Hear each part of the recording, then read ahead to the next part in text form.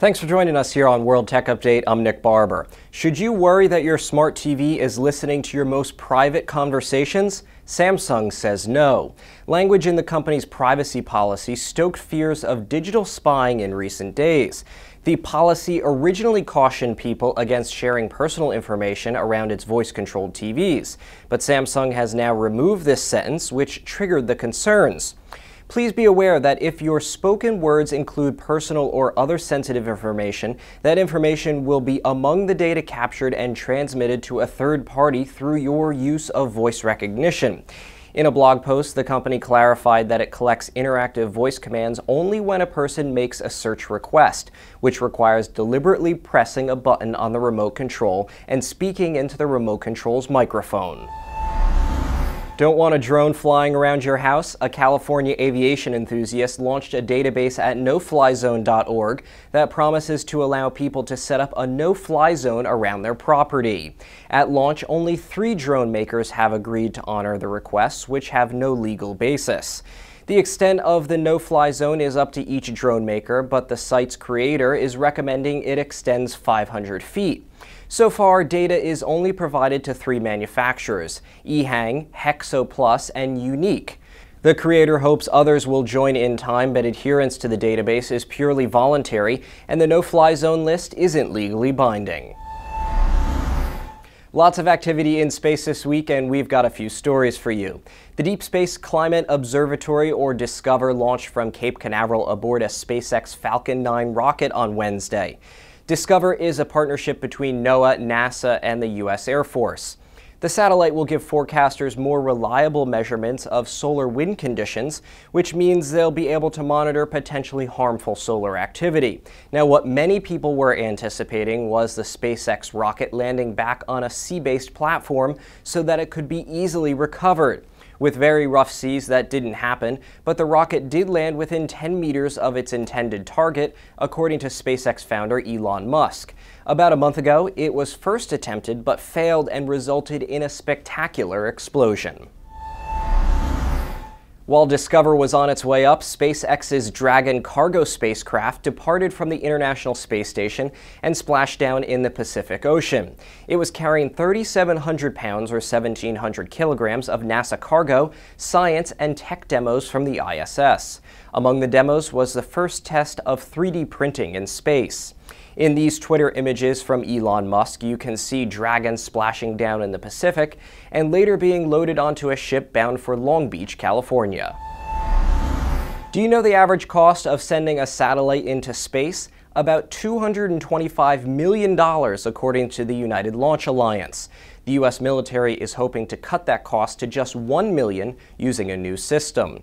Called the Airborne Launch Assist Space Access, or ALASA program, it would be able to send satellites weighing 100 pounds or less into low Earth orbit within 24 hours. The satellite and booster rocket would be attached to a fighter jet that would fly to a specified altitude, and then the rocket would launch from the jet and into space. It wouldn't be good for everything, though. Conventional telecommunications and spy satellites weigh several tons, but it could enable the launch of a series of targeted satellites in response to a specific situation. DARPA hopes to have the program's first test flight in the first half of 2016. Now it's over to Silicon Valley, where my colleague Melissa Aparicio is checking out Fujitsu's latest technology.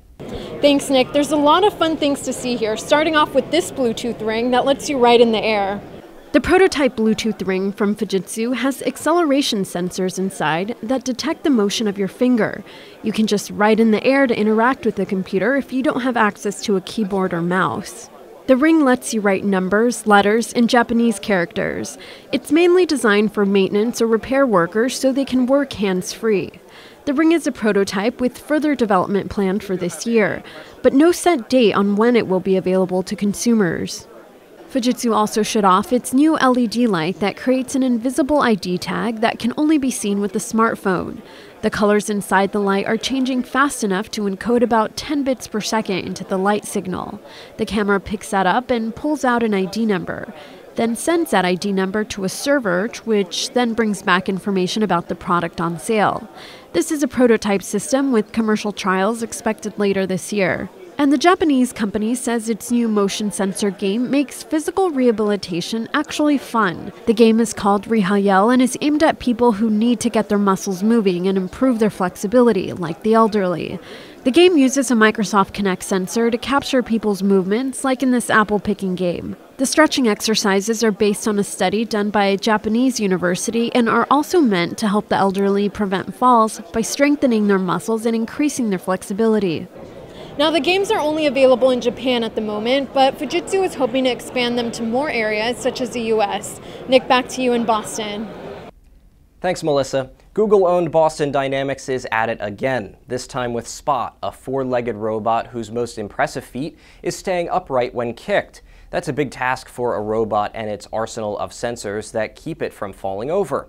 While being kicked might not happen so often in real life, it's proof that its sense of balance is impeccable. Spot is electric, which means that it isn't as loud as its larger gas-powered counterparts like Wildcat, seen in this video from 2013. Spot also can't move as fast as Wildcat, which can run at 16 miles per hour or 26 kilometers an hour. At 160 pounds, Spot is a lot lighter than its larger counterparts.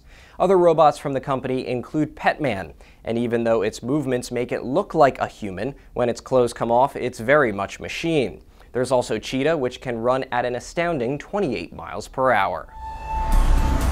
Well, that's our show for this week. Thanks for joining us here on World Tech Update. To find out what's coming up on every week's show, be sure to follow us on Facebook and Twitter.